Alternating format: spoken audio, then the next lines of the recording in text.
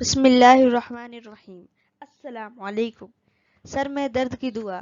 اگر سر میں درد ہو تو اس آیت کو 3 مرتبہ پڑھ کر کے ہاتھوں میں پھونک مار کر سر پر پھیر لیں، انشاءاللہ فائدہ ہوگا۔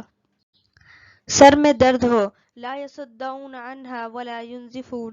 ترجمہ: نہ سر چکرائے ان کا اس سے اور نہ زائل ہوں ان کی عقلیں۔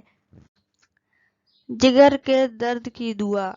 جگر کی تمام بیماریوں کے لیے اس کو 21 مرتبہ پڑھ کر پانی پر دم کر کے پی لیں، انشاءاللہ درد ختم ہو جائے گا۔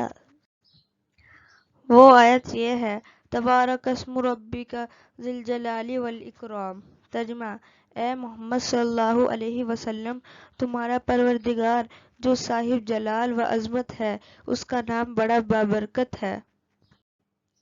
Thanks for watching. Subscribe my channel. Click the bell icon for more information.